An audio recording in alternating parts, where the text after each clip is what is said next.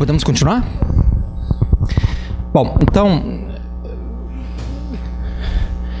isso cristaliza um modelo clássico. O modelo clássico é para nós um paradigma.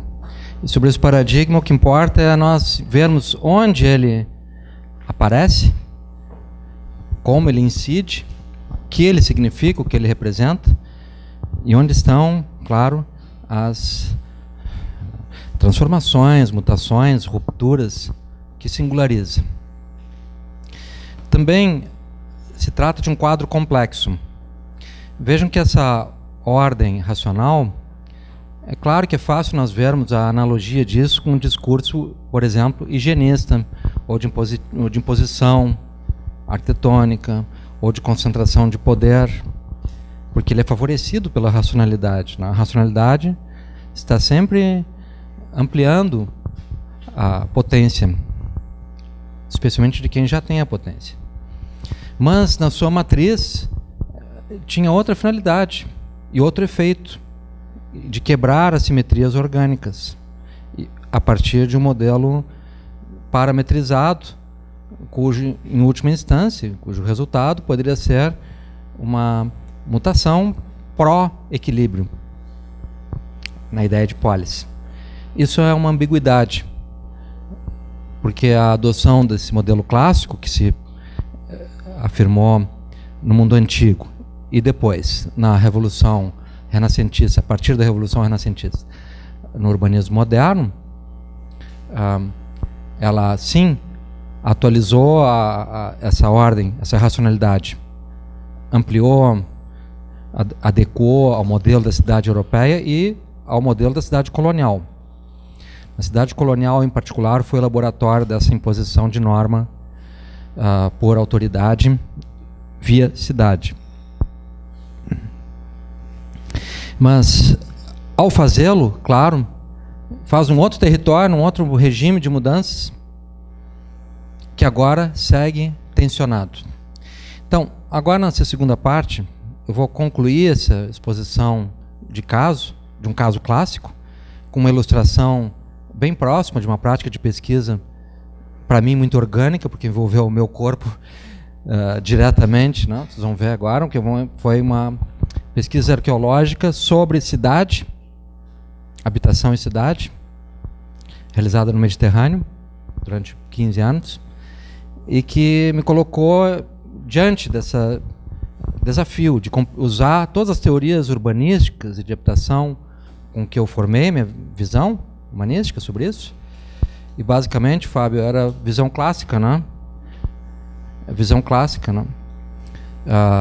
Onde os modelos projetam uma identidade de cidade. Só que a arqueologia te oferece uma outra coisa diferente. E essa outra coisa sacode as visões tradicionais. Após apresentar isso, eu vou pular uma parte que seria muito bonita, muito rica, mas acho que vai nos afastar da conexão necessária entre essa reflexão sobre um paradigma clássico e a reflexão contemporânea. Tá? Então, depois de chegar num certo ponto, vou ter que dar uma pulada num acervo de imagens muito legais que eu havia selecionado. Vocês viram para lá, eu passo imagens. Né? Então, eu estava puxando para o caso de Porto Alegre, porque, enfim, é o território onde a gente tem que examinar as coisas. Né? Eu falava da questão centro-periferia. Esse é um imenso problema na concepção da identidade e poder da cidade. Um exemplo clássico. A partir do século V, a cidade grega adotará como parte dos seus equipamentos o teatro. Quando Alexandre constrói cidades, Alexandre fundou 141 cidades, das quais 70 novas. 70 ele reformou, enfim, adequou para o que ele queria. Nós conhecemos 41 delas. Então, quando ele levou esse modelo de cidade, ele tinha a reflexão política, sim, amadurecida, com Aristóteles, mas tinha também uma cidade e seus equipamentos. Ágora, templo, teatro, ginásio, as fontes de água. E com base nesse modelo que ele levou esse pacote. Né?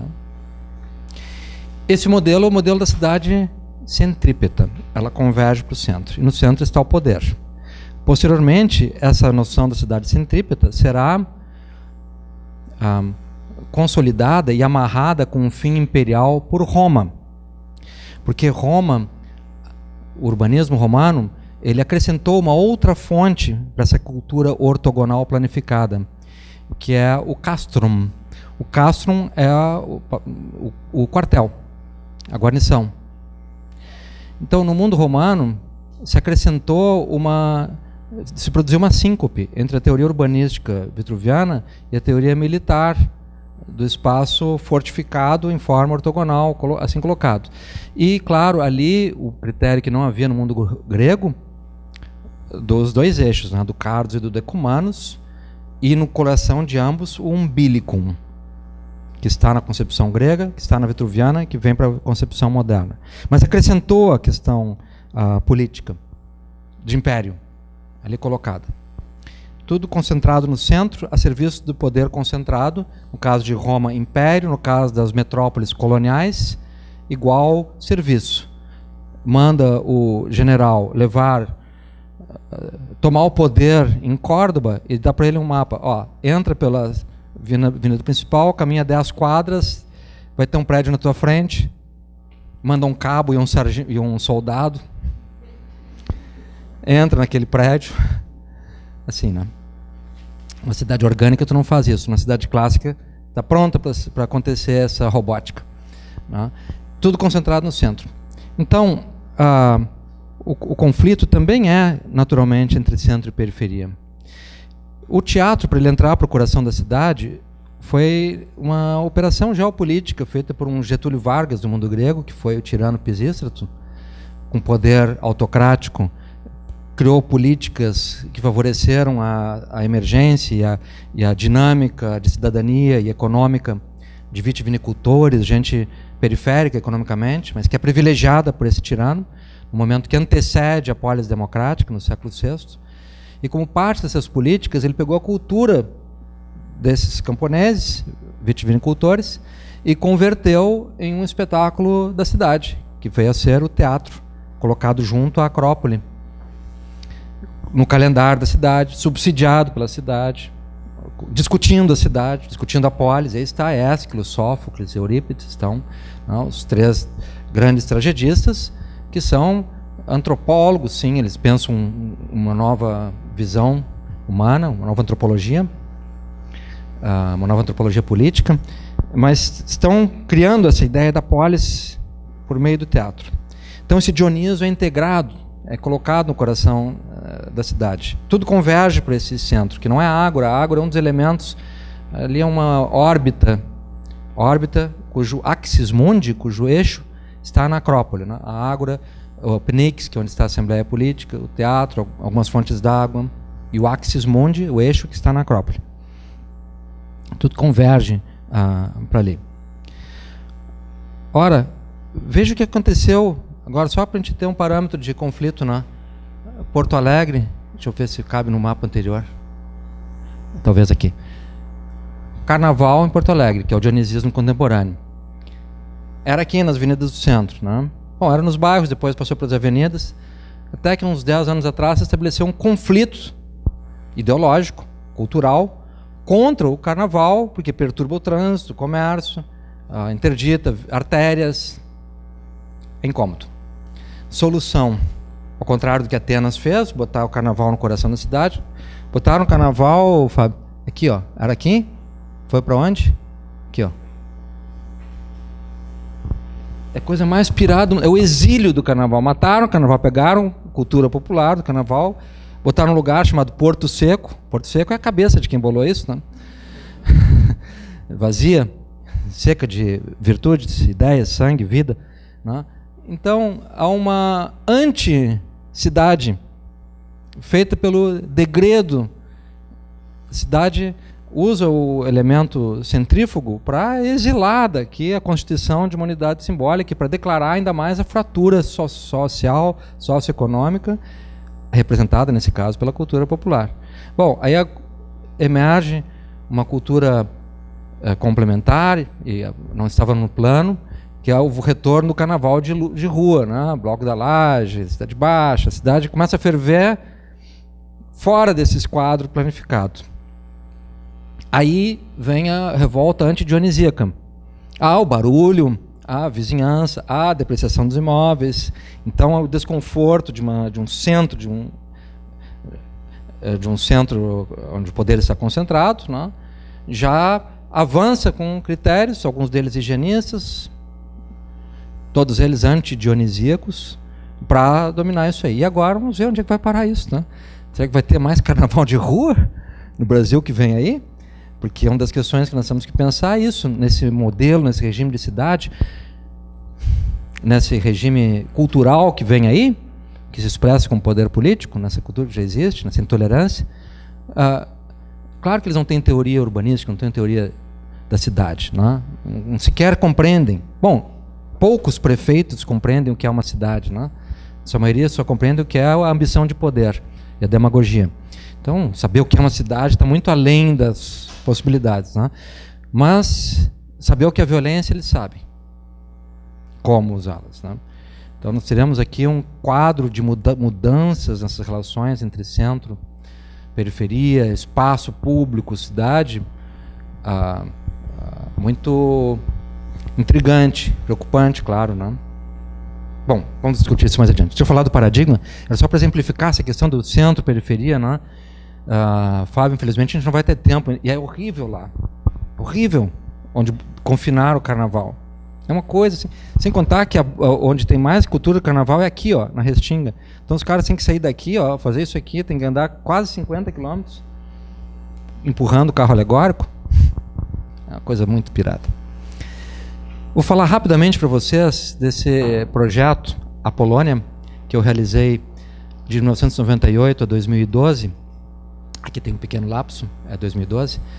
E que foi uma expedição científica de longo curso, como vocês estão vendo, 7 expedições, nas quais eu formei equipes aqui na URGS, com outras universidades do Brasil, para escavar um sítio arqueológico na costa de Israel.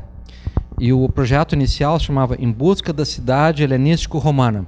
Eu cheio de Benévolo, Sica, Mumford, teorias, né? Wycherley, urbanismo clássico, né? Tinha aquela ideia de uma cidade, sim, projetada, como tal qual. Só que a arqueologia mostra outra coisa, a vida, o cotidiano, público e privado, experiência, o lixo, acidentes. Bom, mas essa era a formulação, era conhecer a cidade. E nós lá desenterramos uma habitação, uma vila. Vou pular isso aqui. Nosso sítio fica na costa de Israel, 15 quilômetros ao norte de Tel Aviv. O projeto é uma parceria com a Tel Aviv University, mas participaram decisivamente a USP, a PUC de Porto Alegre, a Unicamp um pouco, o UFPEL.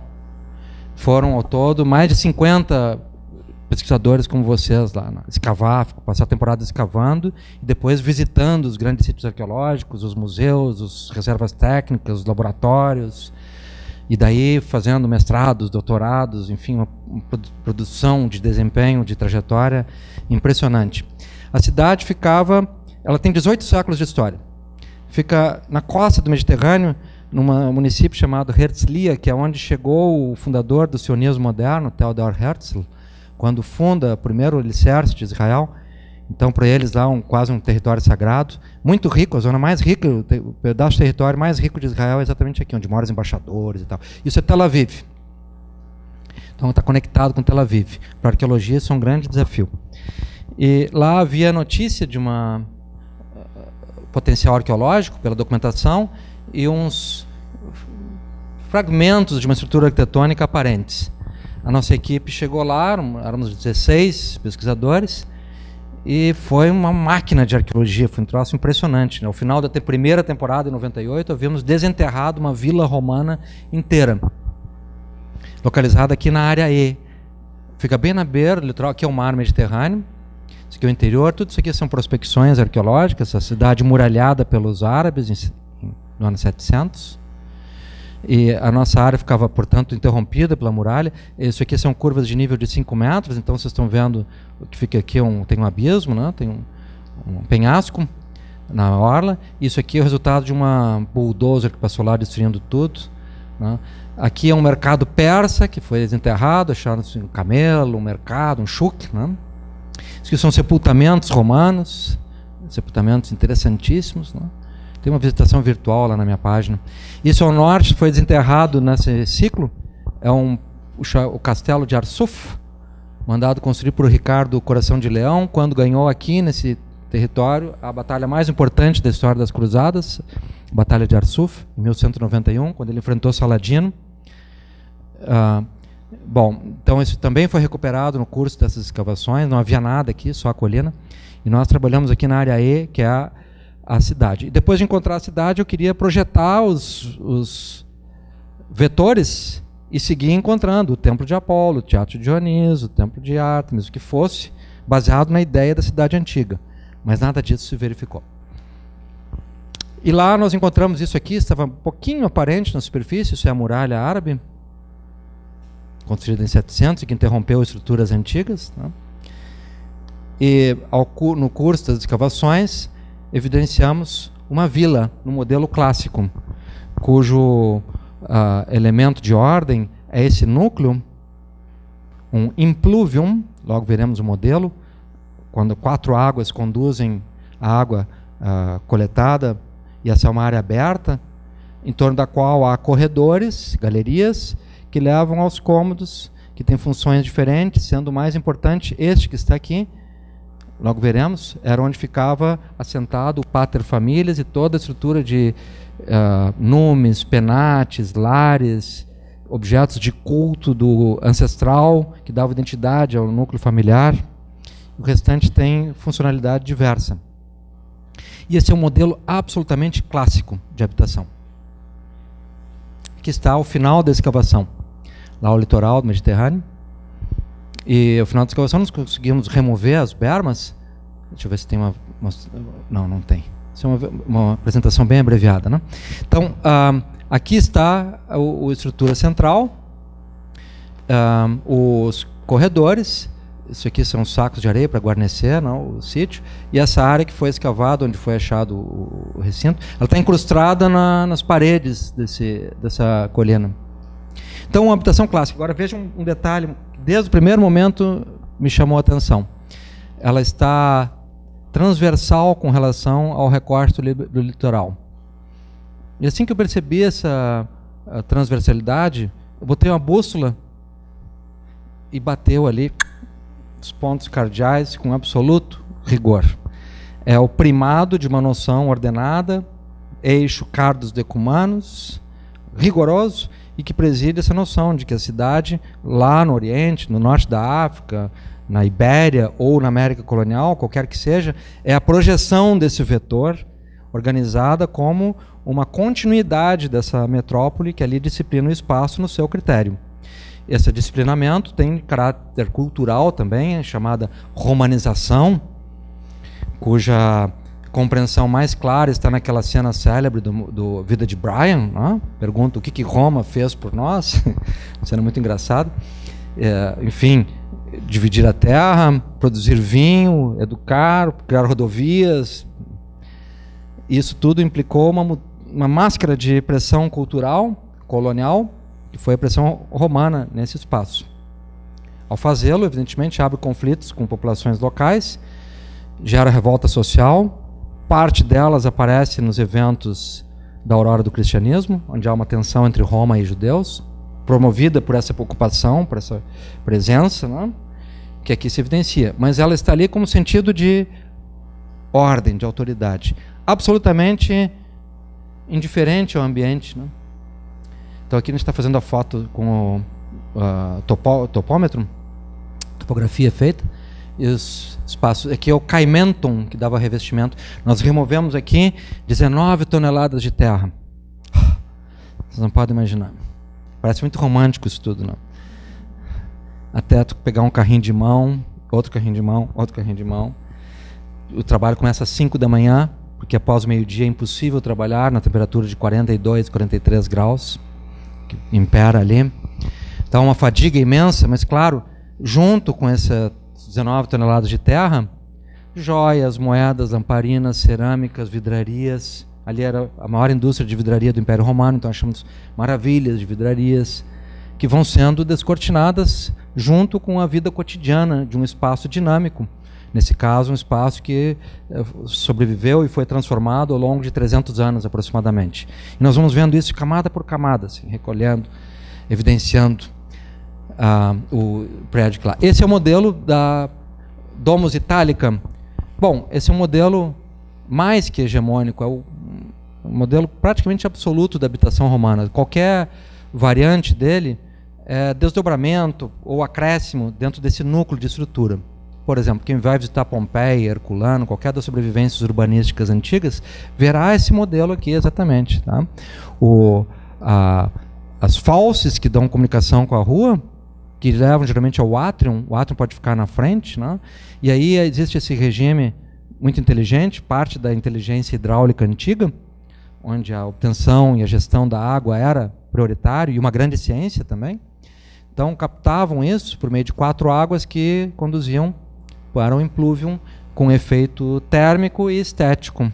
Um laguinho no centro da casa, em regiões muito cálidas, funcionava como um ar-condicionado natural. Mas também funciona como um eixo, né, em torno do qual se organiza a residência. Aqui está o ambiente que eu havia referido a vocês, já vamos vê-lo mais de perto.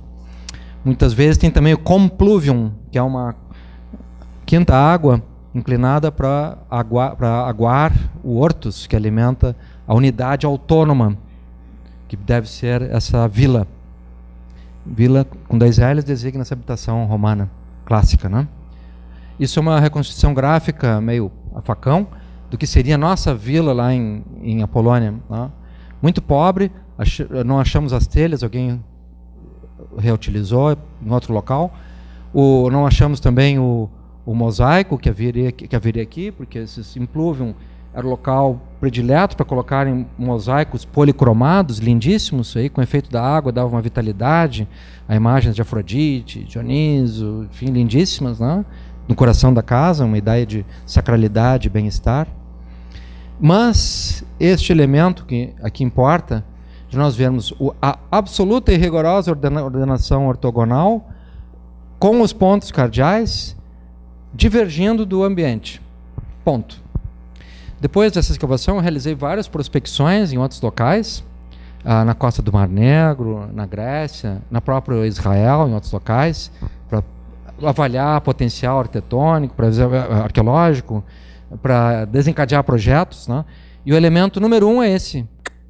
Bota ali a bússola. Claro, hoje não é a bússola, não é o celular com GPS, mas na época, 98, anos 90, 2000, aparecia isso que está aqui. E o que está aqui é a projeção absolutamente rigorosa do princípio ordenador, disciplinador, racional. Voltamos, portanto, ao encontro que se dá na teoria de Vitrúvio entre essas ordens de espaço que vitalizam-se, que estão realizadas no Panteão de Agripa, que sabemos são a aplicação arquitetônica da doutrina ilustrada por Leonardo, no Homem de Vitrúvio, nada mais que uma página orgânica da teoria espacial de Vitrúvio, e que no nosso caso significou o encontro do impluvium com o umbilicum, a noção de que esse impluvium solda e ata as partes de um corpo habitação que está a ela conectado.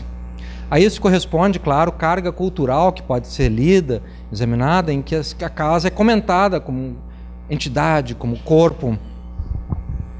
Vamos aí para a poesia e para outras representações possíveis. Aqui, por exemplo, estou na Romênia, num subúrbio da Romênia, vendo como essa ordem do espaço se caracteriza. Bota a bússola. Hoje, a arqueologia se torna menos intrusiva, menos onerosa também. Usamos imagens de sensoriamento remoto, de altíssima resolução, mesmo que tenha um custo menor que a logística de uma expedição, que é muito cara. Com isso, estão se descobrindo sítios e mais sítios e mais sítios. Só na Península Arábica, por exemplo, nos últimos 10 anos, as universidades australianas que se incumbiram disso conseguiram, Macquarie sobretudo, conseguiram identificar mais de 5.000 sítios arqueológicos com imagens do Google Earth ou de sensoramento remoto adquirido. E o que eles localizam ali? Reta no ambiente de curva. É isso.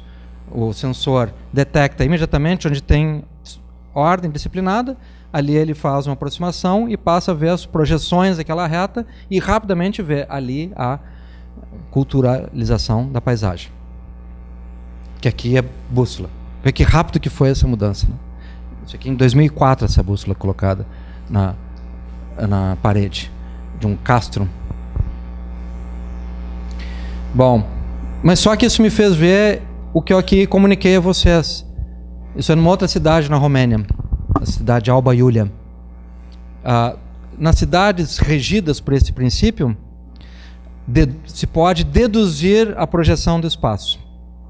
Tanto para a prática arqueológica, para tentar achar onde estão os equipamentos visados, templos, palestras, essas coisas, quanto na cidade moderna, para entender onde se estruturam os elementos de circulação e de ordem ortogonais.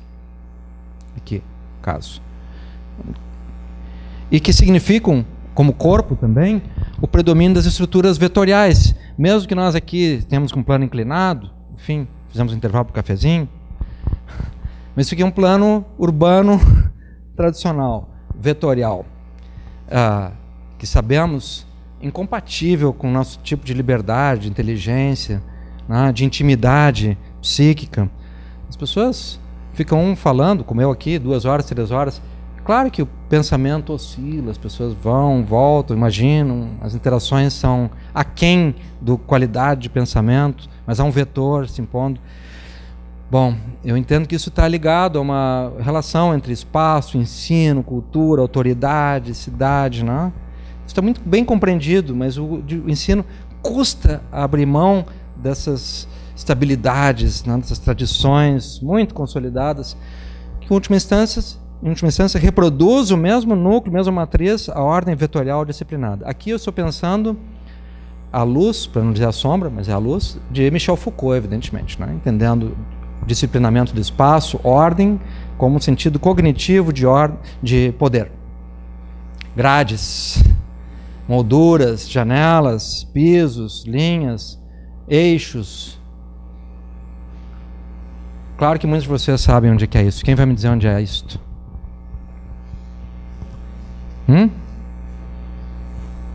Esse é fácil, mas tu não pode soprar. Isto é o Cardos e o Decumanos, mas de Brasília. Traçado originário de Brasília. Bom, ali entraram outros elementos, o esoterismo do Lúcio Costa, né? Que o Niemeyer achava muito legal. Então, o modelo de Akhenaton, lá do Akhenaton, a ideia da águia, isso tudo pega lá do Egito. Mas a ideia dos eixos, né? Isso é Cardos e Decumanos. Claro, aqui em Brasília eles tiveram a genialidade de criar uma outra dimensão do espaço. O espaço foi transhumanizado para romper, para burlar a tradição clássica, né? Mas a partir de um núcleo do código, que são os eixos ali colocados, né? Esse aqui. Os primeiros esboços do Lúcio Costa para Brasília. Na criação dos eixos. E ele vai se basear na cidade de Akhenaton, primeira cidade planejada como revolução política da história, né? Quando ele rompe com o poder faraônico tradicional para criar uma cidade, um núcleo de poder urbano na cidade nova, né? Bom, nós estamos aqui no Fórum Romano para olhar o que ocorre aqui. Aqui está o Monte Capitolino, tem o Museu Capitolino, tem o Arco de Septímio Severo, e junto ao Arco de Septímio Severo, essa construção circular, que era um dos prédios de grande intensidade ritualística para o povo muito supersticioso, que era o romano. Isso vem a ser Umbilicus Urbis Romae. Eles entendiam que ali estava a junção desses vetores da cidade, e as cidades, ao serem fundadas, novas cidades, lembrem, Roma é uma matriz de urbanismo colonial, fundou cidades, muitas, né? Reformou e refundou muitas cidades. Depois a modernidade usará o modelo romano para criar a América, o urbanismo americano. Bom, então eles entendiam que ali era preciso alimentar a cidade. Então, quando criavam, usavam as retas, cavavam um fosso, sacerdotes dramatizavam ritos e oferendas que eram reiterados permanentemente, depondo ali vinho, carne, trigo, que ia alimentar as potências do mundo subterrâneo, os ínferos, para que produzissem com esse alimento a fecundidade, a vitalidade da cidade. Isso é um monumento que tem essa forma, mas ele reproduz o que é a concepção da cidade, de que ela tem essa organicidade de um corpo que pelo umbigo tem que ser alimentado com o fluxo plutônico do mundo de Plutão, que tem lá uma reserva de riqueza. Muito curioso isso, né? Muitas cidades adotaram esse modelo do umbilicum como seu núcleo. Esse é o ónfalos, que é um antecedente cultural disso, é o umbilicum, porém grego. Está no Museu Arqueológico de Delfos, junto ao Santuário de Apolo, em Delfos. Tem essas cordas que atam, tem uma ilusão tridimensional, são os fios do destino, da moira tramada, que unem o cosmos em um umbigo, que dá unidade ao cosmos. Então, claro, é uma noção de espaço. Essa é a principal noção de espaço no mundo grego, de que o mundo está atado no seu centro pelo umbilicum. Porém, como era um mundo fragmentário por natureza, em disputa, havia vários onfaloi em diferentes lugares, né? Então, como se fosse policêntrico. Mas havia essa ideia de que há um centro, um núcleo, que une tudo, que está hoje em exposição, que ficava originalmente no coração do templo de Apolo, onde a pitonisa atendia consultas do oráculo de Apolo, e que é correlato à noção de umbilicum. Porém, a noção de umbilicum romana está ligada ao sentido da cidade, ao eixo, e ao fato orgânico que nós chamamos umbilicum, que aqui é entendido como aquele parte que puxa, como que se fosse o centro das cordas de um boneco. Então os membros estão desajeitados, mas do umbilico, e não da cabeça, né, é que puxa a conexão das partes que estão ali articuladas. Onde vai chegar essa alegoria, essa metáfora, eu não sei, estou apresentando a vocês o que é. Falei do umbigo, o ónfalos, né, ele ficava aqui. Esse é o Teatro de Dioniso, em Delfos, e aqui é o Templo de Apolo, em Delfos. Ficava aqui assim, esse umbigo. Né? Esse é o Vale da Fossa, e daqui é o Monte Parnasso à esquerda. Então aqui ficava isso, e ali eles viam como o centro do mundo, esse umbilico. Porém, a partir de Vitrúvio vive no século I da era cristã. Ninguém sabia ainda que era cristã, mas a aurora do Império, né? Era da Pax Augusta, e faz uma teoria arquitetônica que sintetiza o que havia recebido de Hipódamos, do pensamento grego e das inspirações romanas, né? E aí escreve esse célebre livro, os 10 livros de arquitetura, nos quais o principal é o que descreve o padrão de proporção e medida, em cujo centro está aqui a agulha do compasso, o umbilicum do Leonardo.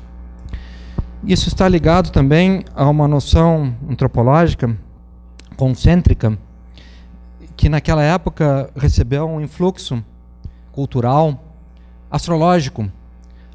A época de Vitrúvio, se conhece em Roma uma febre astrológica com Marcos Manilius, um astrólogo de enorme qualidade intelectual, prestígio também.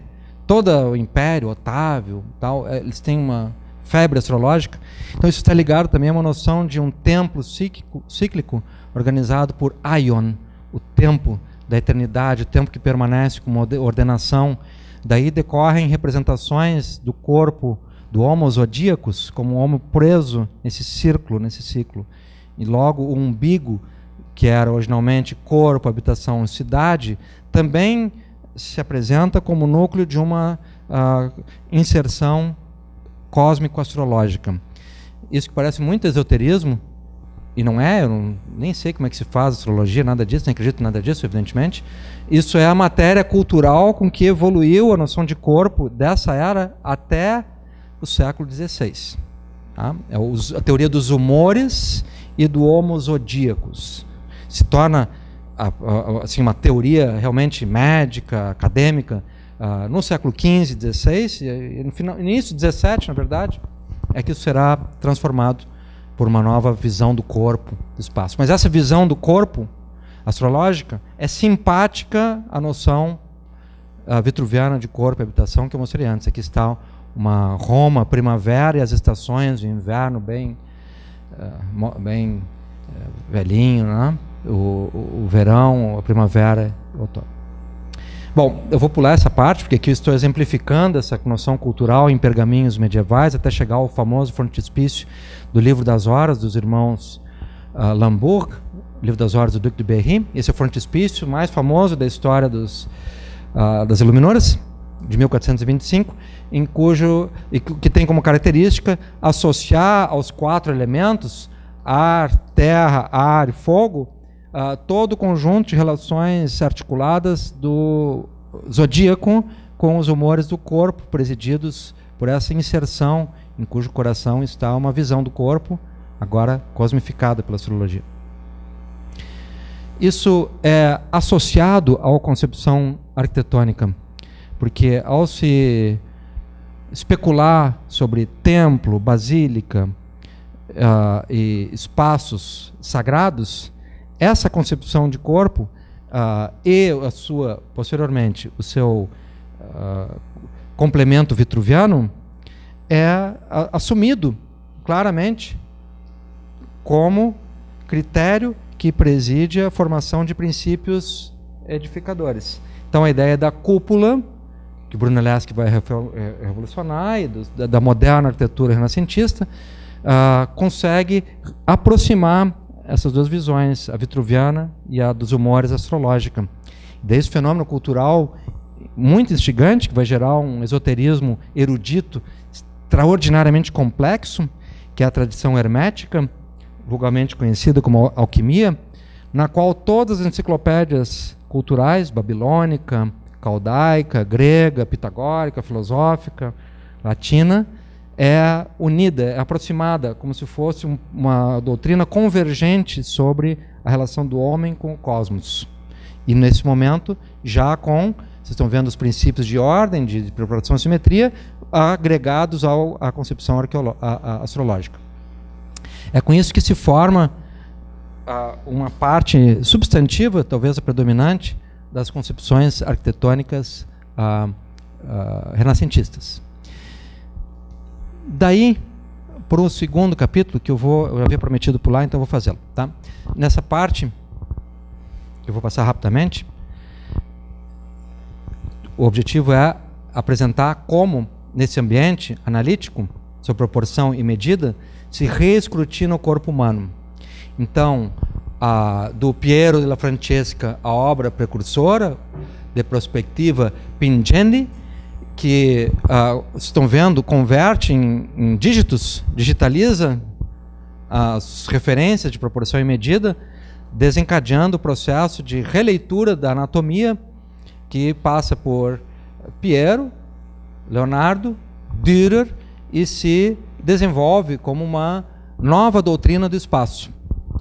Que nós estamos olhando do Piero, a transposição disso para a ordem dos pontos de fuga, da espacialidade, né? Que são o coração analítico da visão do espaço no mundo renascentista. E ele está ligado centralmente à noção de corpo, proporção e simetria. E daí está o estudo de Leonardo nesse cenário. Seria muito interessante nós lermos isso aqui, mas hoje não teremos tempo para isso. Né? Que está invertido para que a gente possa ler, mas não poderemos. Aqui está a tradução. Eu deixo aqui essa apresentação, quem tem curiosidade com isso, pode copiar e levar. Né? E, do ponto de vista urbanístico, o modelo utópico realizado como especulação visual, da città ideale. O que é uma città ideale? Utopia desse pensamento vitruviano geométrico, ali convertido em imaginação. É uma cidade ordenada pelo eixo, pelo umbigo, por prédios rigorosamente ordenados, né, em cujo eixo está essa plenitude limpa. Claro que estamos aqui oferecendo um antídoto para o caos da cidade medieval, para a insalubridade, para a confusão daquela cidade que antecede a luz renascentista, e que criam um um gênero de especulação pictográfico-urbanística. O gênero se chama città ideale. Há vários exemplares, alguns até em museus fora da Itália. Esse está em Baltimore, por exemplo, né? E aí compõe, claro, o imaginário mítico, a cidade, o arco, o triunfo, todas as relações de poder que se organizam num espaço ordenado da cidade. É uma figuração, evidentemente, especulativa, mas que revela onde pretendem chegar aos princípios que eu aqui enunciei a vocês, né? Aqui usando o Pollaiolo, né? A città ideale. Città ideale é ortogonal. Nela se projetam tudo, no final pode ter natureza, mas ela é rigor da ordem. Voltamos ao Panteão, suas variantes, e os estudos analíticos do corpo humano, para pensarmos agora a verdadeira mutação de natureza quando, ao final do século XIX e ao longo do século XX, a percepção da escala do corpo humano ultrapassa decisivamente a da aparência orgânica em direção à intimidade genética. E essa intimidade genética, descrita por conjuntos de pares de alelos, oferece, no primeiro momento, um outro cenário de compreensão do que é a corporeidade. Não está mais ordenado a genética orgânica de animais que têm umbigo, mas sim a constituição que desenvolve princípios que estão organizados em unidades quantificáveis, determinadas e comparáveis, que são os alelos genéticos. Nisso estamos iniciando a construção do que será o corpo pós-vitruviano. A percepção de que naquele corpo, outrora equiparado à cidade, realizado como princípio de ordem, disciplina e poder, entre corpo, habitação, cidade, estado, igreja, templo, museu, proporção e medida, nessa visão de corpo, que é resultado de uma evolução que há entre o século XVII e o XIX, entre a medicina especulativa de Antuérpia, de Amsterdã, que está nas obras lá de Rembrandt, os espetáculos de autópsia, a ciência empírica de Francis Bacon, e aí a emergência de um pensamento experimental, analítico sobre o corpo. Claro que isso vem de Leonardo, mas ali que se torna uma tradição. Ao final do século XIX, oferece um outro grau desse paradigma, que nos colocou agora diante da realidade de que o corpo humano não é mais essa construção cultural, plástica, determinada, domesticada com esses conceitos, mas resultado de princípios que transcendem todas essas ordens e que se realizam como dígito, como número. Quando o projeto Genoma Humano, 16 anos atrás, concluiu a decifração do genoma humano, então criou um outro padrão, não mais de alelos da genética mendeliana, mas agora da genômica, que não está longe de ser unanimidade entre os geneticistas, sobretudo entre os geneticistas históricos, mas que oferece um outro campo de percepção em que 3.600 genes, conforme a sua combinação, produzem o que vem a ser o ser humano, números, dígitos. E aí estamos entrando na esfera do corpo pós-vitruviano. E como o corpo pós-vitruviano, ele não é anti-vitruviano. Ele herda da corporeidade, da análise do corpo vitruviano, o número, o dígito, a proporção, a medida, a decifração, a codificação. Porém, agora, num universo em que a dimensão orgânica está ausente. É o critério do número quem estabelece a ordem, a realização, o fenômeno. Bom, essa imagem, vocês sabem, é uma imagem artificial, ela elabora artisticamente os códigos do Matrix, né? Uma visão estilizada do que o Matrix figurou há uns 10 anos atrás já, né? Acho que 2006. Passa tempo, né? Mais de 10 anos. Ei, 97? Deus do céu, como a gente envelhece rápido. 20 anos, 21 anos? Gente, eu vou embora, eu vou comprar uma cadeira de rodas enquanto é tempo. Não está ainda arquivada a noção de corpo que ali se apresenta. Todos nós aqui estamos prontos para buscar o Matrix, um lugar para carregar as próteses, né? Para com elas buscar a comunicação que ansiosamente nos prende, busca, e que desconstruiu aquele corpo, aquele espaço, e o projetou para essa ordem de números. E nisso desfez as noções da cidade. A cidade antiga que buscava água, nós hoje buscamos onde tem Wi-Fi, água que se vire. Se tiver Wi-Fi, temos alimento concedido na ordem do espaço. Essa ordem do espaço que se constituiu como um para-espaço da cidade, onde toda a fragmentação, a intermitência, toda a complexidade da cidade atual foi subsumida, foi absorvida e reconduzida para um ambiente de satisfação simbólica, comunicativa, antropológica, muito, muito denso, e que produziu uma nova dimensão de ordem do espaço. Essa cidade pós-vitruviana. O grau catastrófico dessa mutação recente é que nós não construímos as ferramentas para tornar isso ágora, cidade, patrimônio, política. Logo, esses números, essas ordens, esses critérios se tornaram, no primeiro momento, como toda grande revolução tecnológica, ferramentas de concentração de poder de quem já tem poder, e que implica que há um domínio alienado das potências desses códigos, vamos chamar de uma cidade, de um corpo, de um tempo, de um espaço, mas também de uma sociedade, de mentes, da política. Agora vemos isso catastroficamente, produzido a partir do domínio desse corpo pós-vitruviano, que é também um corpo numérico, porém não mais presidido por padrão de proporção, simetria. Quando nós chegamos, então, a abrir a questão sobre o que é essa cidade contemporânea, que já deixou de ser há muito tempo a oferta de satisfação, de prazer, de esfera pública, de enlevo, que frequentemente produz assombros com efeitos psicológicos, de frustrações, sanitários, sociais variados, de violência, de alienação, mas que recebe um paratexto de cidade que recompõe o que a cidade vitruviana não oferece mais.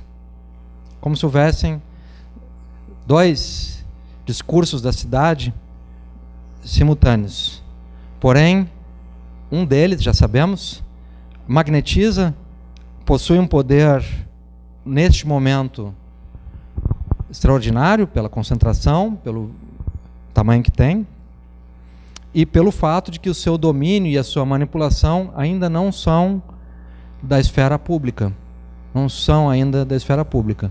Nós não produzimos uma democracia digital, nós produzimos uma ágora digital, nós não produzimos ferramentas para dar a organicidade vitruviana política, e no que tem de saudável, para essa nova ordem numérica. E nisso ela se revela como essa fonte de poder que agora virou onda de WhatsApp. E você sabe onde chegou isso?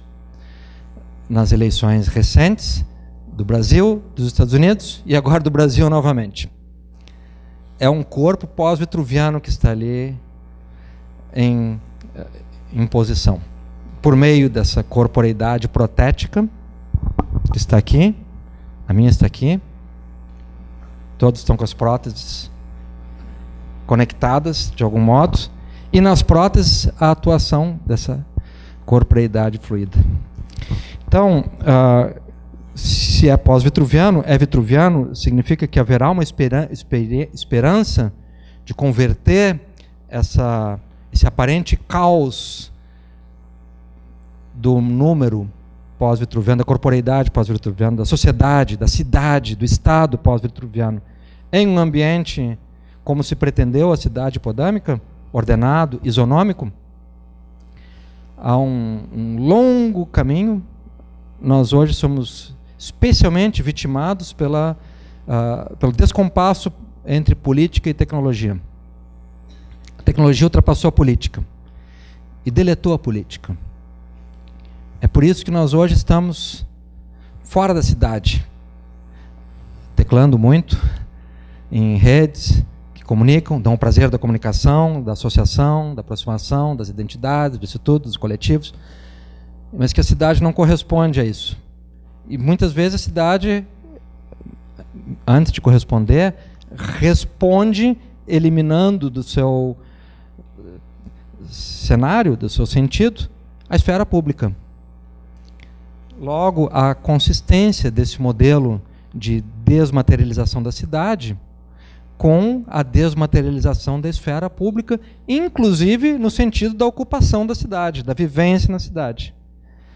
O Fábio está salvo disso, mas aqui a gestão municipal impôs, logo no início, uma taxa de uso do espaço público e normas que criminalizam o espaço público, que ainda não foram derrubadas na sua evidente inconstitucionalidade, mas que já se tornaram um freio ameaçador para o ativismo, ao ponto de a Feira do Livro ter sido ameaçada de pagar a taxa de R$190 mil para acontecer, porque usaria um espaço público, a praça, e de muitas atividades terem sido canceladas por isso. Hoje parece que elegeram 4 locais que estão isentos desses controles dessa taxa, né? Que são a Esquina Democrática, a Praça da Alfândega, a Praça da Matriz, eu acho, mas outros, e eu acho que o Porto Seco, lá longe. Não sei, são 4 lugares que recentemente escaparam esse controle. Mas ao que corresponde esse esvaziamento da cidade pública? A uma desmaterialização do sentido de uma cidade que possa produzir isonomia, que possa produzir caminhos que comunicam, que possa produzir cidade, que possa ser cidade, com seus desafios, desequilíbrios, utopias. É líquido, como diz o Bauman. É uma imagem tentadora, não? Parece capaz de organizar a contemporaneidade. Então, estou falando agora de autoritarismo líquido. Não, neo-autoritarismo líquido. As milícias que estão aí agredindo pessoas na rua e vão ampliar essa coerção física. De certo modo, a violência outrora concentrada no Estado agora se diluiu para esses agentes bárbaros capazes de mimetizar o objetivo dessa violência de Estado. Todos eles agredindo o espaço público. Hoje de manhã recebi o relato de um amigo músico, uma cidade do interior. Essas milícias decretaram um toque de recolher às 10 horas. Esse é um amigo meu, tem uma banda de blues, foi tocar no interior do Rio Grande. 10 horas todo mundo em casa, exceto caminhonetões que passam gritando, vocês sabem qual nome e qual número. Fato, isso está acontecendo na cidade do interior. Sei lá quantas, porque uma é o que o meu amigo conheceu. Tá? Esvazia a cidade, confina, e lá temos Netflix, lá temos WhatsApp, Face, um outro corpo, uma outra cidade, um outro mundo, e nessas desconstruções da cidade, igualmente a desconstrução do que outrora chamávamos cidadania. Acho que era o que eu tinha para dizer.